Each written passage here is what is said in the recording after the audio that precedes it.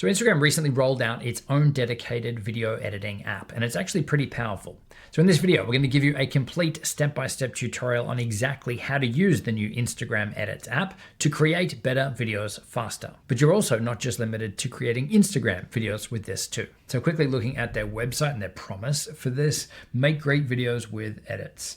Easily turn your ideas into videos straight from your phone. Yeah, so this isn't just editing. This is a pretty cool video dumping ground and idea generation tool too. So it says here all the tools that you need in one app. So obviously at this point, you want to go ahead and download either the iOS or the Android version. I'm going to be showing you on an iPhone. The process is the same for both. So this is what you see when you first open up the app.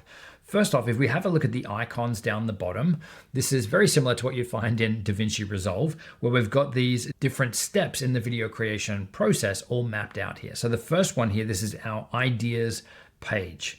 We can then jump across to inspiration to help us come up with ideas. Then through to our existing projects. You can see I've had a bit of a play around in here. We've got the camera, then two, and then through to the analytics and how our posts are actually going. Let's just jump back to the beginning to the ideas page. So here we can add what they call stickies. So if I hit the plus button here, this is if I've got a quick idea, we're out somewhere and we want to save this. It's almost like the Apple Notes app that's built into the app here. So we'd add our idea here in here. We can give it a title if we want, but we can hit add. And these show up here as sticky notes that we could have pages of these things that when we're looking to create content, we can pull directly from these. Now up the top, we've also got access to our saved reels. So again, if we're saving reels as we're navigating through on Instagram as inspiration, we can quickly access those here. Any audio tracks or music that were found from other people's reels and things too, we can save those that we can access again quickly. And we've got collections in here as well, which are like groups or collections, playlists really, of different types of reels, again, that you're using here for inspiration. So this is kind of our brain dump area here. So the next tab over though, the inspiration tab, this is where Instagram will show us some reels that it thinks we're going to be interested in, probably based on the stuff that we've already seen on Instagram, but probably more so the things that we've saved and have curated already at this point. So we can scroll through here and we can watch different reels and things, again, to gather inspiration for what we're about to create. So let's jump across though to the project area here. Obviously we can see all of our previous projects that we're creating. I love that if we long press on a project that we can easily duplicate it. So if you want to test different things out, you can see I've been playing with some of the AI filters and things in here. We can test some stuff without ruining a project that we might already be working on. But to start a new project, this is where you want to decide, am I going to make a project based off something I've already shot on my phone or photos and things that I already have existing, in which case you'll hit the plus button here, you'll navigate through and you'll select those things. I'm going to hit cancel.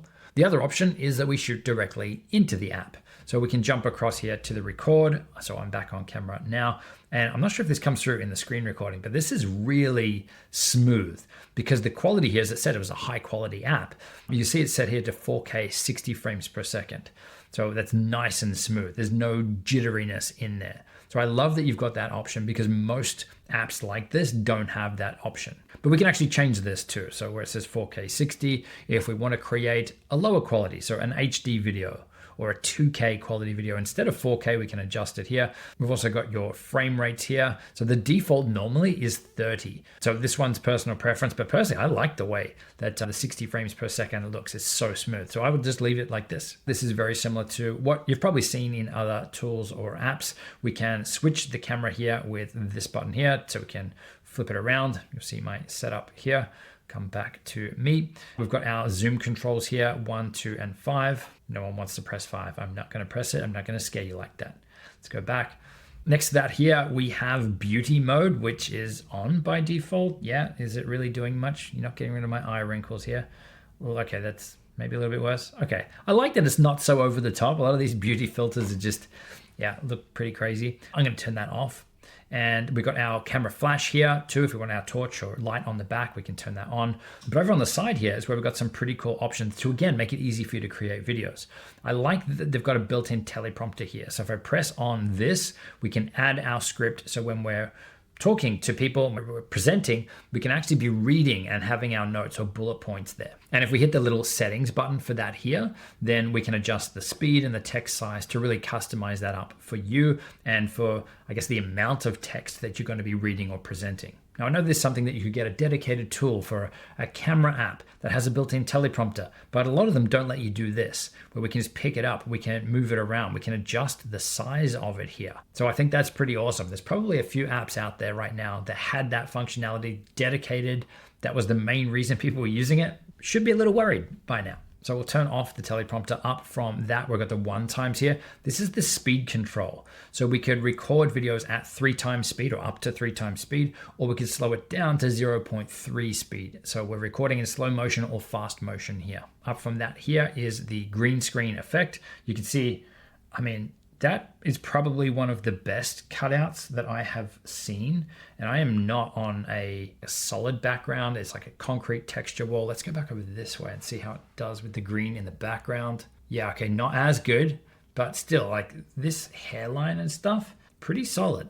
Okay, send that back off. But when we have this on, you can see then we can select our background up here under change background. We can then pick something again from our phone. Let's turn that off. And then the top one here is music. This is where we can pick our music at the time of recording, right? So when we're recording, the music's going to be in the background there for us. We can add all of this stuff later as well. And it's not something that I would normally do, record with the music, but maybe if you're dancing or you're trying to match something up or you're miming a song or something, then obviously you want that here too. So while this is showing you the Instagram music library here, you've also got access to import your own music tracks here too. So this is what you would want to do if you're getting your music from other places like we do, from Epidemic Sound or from Artlist. So that way we know that we're not going to have any copyright issues no matter where we post this.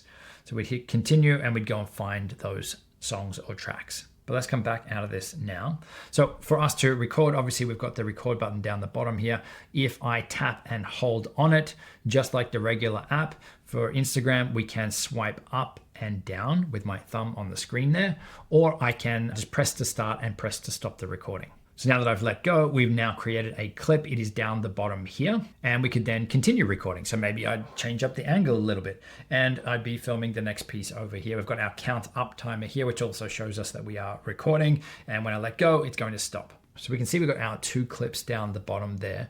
We can remove one. So you can see they've got a little X there on top of them if we want to remove it. Likewise, we can continue shooting to really build this out. Once we're done with this piece, we can then come across, we hit the little arrow down the bottom here. So then we're taken to really what the core editing functionality is here in the Edits app. This looks very similar to an app like VN Video Editor or CapCut. And apparently this is something they're really going to be investing and building out over time. But we can see already, based on us recording in here, or if we'd imported our photos or video clips, then we'd be seeing those in here. But we can see we've still got those 2 separate clips here that we can pick up, we can move around. With it selected, we can adjust the start and end time. So we can trim off the start, we could trim off the end, all very, very simple. And we can even add splits or cuts. Let's say that there was something we wanted to cut out about here. I could press the split button down the bottom and we could then make adjustments to it here. So we could remove a chunk like that. So we've got an extra piece here and we could press the delete button to remove it that way. But you'll see along the bottom here, you've got a lot of different tools, a lot of different functionality in here. And this changes whether you have a clip selected like I do now, or if I deselect it just by tapping somewhere else on the screen, you'll see that these options change down here. Now, for any time we want to add extra clips, you can see we can come across here. There's a plus button on the end. We can press on that and we can import something from our phone's gallery, or again, shoot some more stuff to add in here. So let's come back to the start. Let's say we wanted to add some text into this. Let's press text down the bottom and we can just type out what we want. There we go, Justin Brown. We can change what this looks like. There's a bunch of presets and stuff in here, or we can customize this up. We can change the colors, the fonts, all of that stuff. Again, very similar to what you've probably used in other areas of Instagram before. Just pull this down out of the way and let's pick up this text. We can pinch to zoom to make it bigger. We could even rotate it or do whatever we'd like with it here, but let's put it down here. And then you'll see here in the timeline, we have this as its own text layer now. Again, as you would in other editing tools, where we could adjust the start time, adjust the end time, pick it up, move it around to build out the story that we want. We have the ability to add voiceovers and stuff in here as well. So down the bottom, I've got voice. and we can just hit record and add one of those directly in here. Now, I don't remember what I said in this recording here, but we can easily add captions with the CC button down the bottom. It's going through and it's generating captions for us. Here we go. So those are in here now. We can resize it, customize them up. So we've got those in there now, and we can see them all here as separate text layers here in our timeline. But let's say we want to make some adjustments to this. We can select one, we can pick it up, we can move it around. Maybe we want the text at the top for this one, and maybe we'll make it a little bit bigger. Let's just pinch to zoom on that. That actually will be applied to all of the clips here. So you can see that these other clips across the top here, that it's been applied to those as well. But down the bottom here, when we have one of these captions selected, you can see that we can edit this to change the look of these two. Let's go back out of this. Now let's deselect that. Now let's say that we wanted to bring in some overlay clips or some B-roll on here. Then we can come down the bottom to overlay. We can either choose a photo or a video. Here's me playing around here with, again, some of the AI stuff in here, which I'll show you very soon. Here is a clip, and you can see it's actually on top of our regular video. So I can pick this up, I can move it around, I could make it full screen if I wanted to. So while this is actually playing, it's still playing my video underneath, and you'll still hear that audio. But for this section here, I am some sort of maybe Greek god, who knows. But with these B-roll or overlay clips, we've got a lot of the same settings that we do with our regular clips. So we could split it at this point. Maybe we delete this second half of it. We've got all our filters and adjustments and volume controls and all of that stuff for these clips too, which is awesome. Now, speaking of effects, there are so many built in here. There's a cool one that you really don't see too often, Cutout, which is down the bottom here. Let's press on this. It's then going to say, pick a video file or an image. Maybe we'll pick this one here. It's then going to go ahead and you can choose what you want to cut out of that.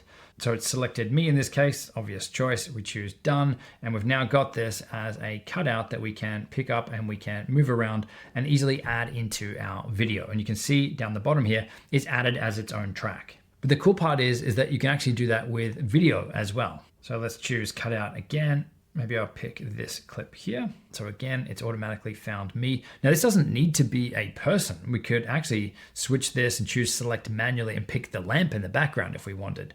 But let's do this because it's going to track the movement of me in this video. You can see it's going through, it's processing that now.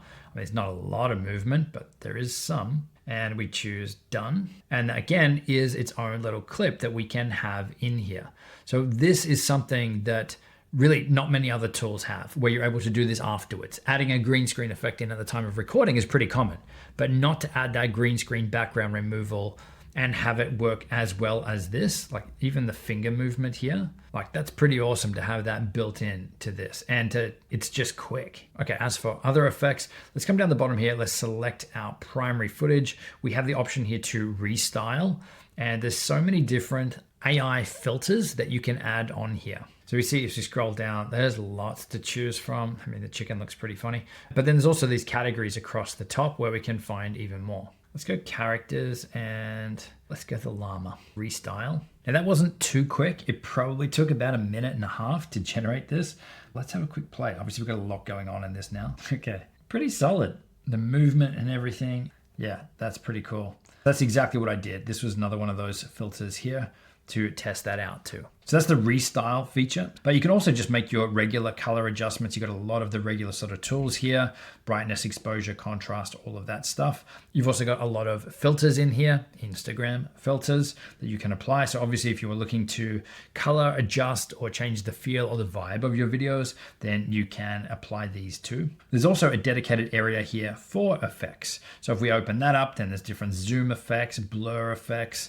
There's a camera shake one here. And straight away by tapping on it, it gives us a preview of it. Our handheld look, fade in. Yeah, if you scroll down, there's lots of different ones that we can apply. Now, there's also some cool audio stuff in here as well. So if we select our clip, you can see down the bottom, we've got voice enhancement. This will help remove the background noise, and it's a slider here as to how much we want to reduce the noise. So if you're filming in a windy environment, or even if your microphone's not that good, then this can help make this sound so much better. And obviously remove the wind and background noise and stuff too. But you've also got a lot of the common stuff that you would find, like being able to mirror or flip your video. We've also got our speed controls in here here as well if we want to speed up or slow down our video. Now, at any time, you can actually change the quality of this video as well. You normally do this right before you export, but where it says 4K at the top, we can choose what quality, what resolution do we actually want to save this out as. So again, my settings are 4K, 60 frames per second here. So I'm going to leave it as that. Then to save it out, I just want to hit export in the top right-hand corner, and that's going to happen for us. But overall, I think it's a pretty powerful app. There's lots of AI stuff built in. It's really easy to use. It's kind of where CapCut was back when it was free. An awesome solution for a lot of people to create videos easily. Well played, Instagram or Meta. Now, if you want to geek out even further with AI tools for video editing, check out the videos that are linked on screen. As always, we've got a bunch of other resources and links in the description box below to help you even further. And I will see you in the next video. Cheers.